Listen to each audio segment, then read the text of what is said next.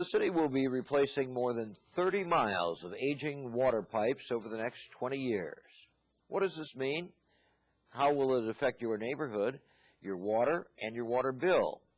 Bridget Breuer has the answers to these and other questions in this report. Hi, I'm Bridget Breuer here with civil engineer John Holliday. We're here to learn more about the city's water line replacement program. John, thank you for joining me today. Hi, Bridget. How are you? Good. What are we going to learn today?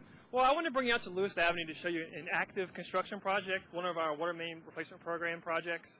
What's going on is they're taking an existing 8-inch pipe out of the ground and putting in a brand new 12-inch pipe. And behind me here are some materials I'd like to show you and go through some of the old pipe and what it looks like and show you some of the new product that we put in the ground. The city's water line replacement program is all about getting rid of something called tuberculation.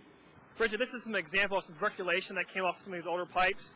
So you can see here it's kind of pliable now because it's dried out a little bit, but this is the product that actually builds up inside the pipe that ends up restricting flow and cutting down the water quality. So these are the kind of things that we're trying to address as part of the replacement program, because in our new ductile iron pipes that have a liner in them, we won't see this type of tuberculation in our newer standard pipelines.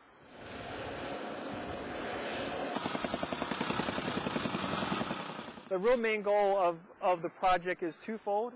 Again, it's to increase the fire flow to these hydrants that flowed less than optimal flow. But it's also to help the water quality component. Another bad thing of the tuberculation, it actually absorbs some of the chlorine that we use to treat our water. So then the chlorine level is decreased. John, should people be concerned at all about the quality of their water right now if they're waiting to have their line replaced?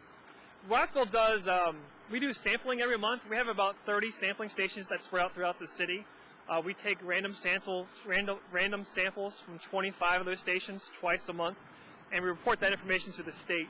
And then the state takes that, and once a year we actually publish those records in our annual drinking water report. And right now, Rockville's water is very safe, so there's no issues as far as contamination or anything like that in Rockville's water. As the new lines are being installed, residents will continue to receive water through a temporary above-ground pipe. Well, what you see here, some of the impact you'll see.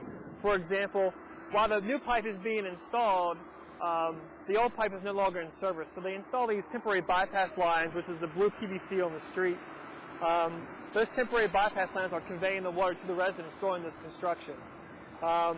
In order to help protect this pipe, at everybody's driveway, we kind of ramp it up so we're not driving on top of the pipe to protect it. So we'll see some stone dust over the pipe. There'll be dust from the construction that you can see behind me. That has a cementitious lining around the interior of it, and then on top of that there's a coating on top of the cement. So what this is doing is it's preventing the water from interacting with the metal. So then this helps prevent future tuberculation and future corrosion. So this pipe will last a lot longer than that cast iron pipe that was installed in the 50s and the 60s. And the finished product will leave residents with a new water line that is expected to be in service for 100 plus years. This is a section on Lewis Avenue we've already replaced. So this was done probably back in August, September time frame. So you can see the different pavement texture here. When we cut the road up, we took the old pipe out of the ground and put a new pipe in the ground.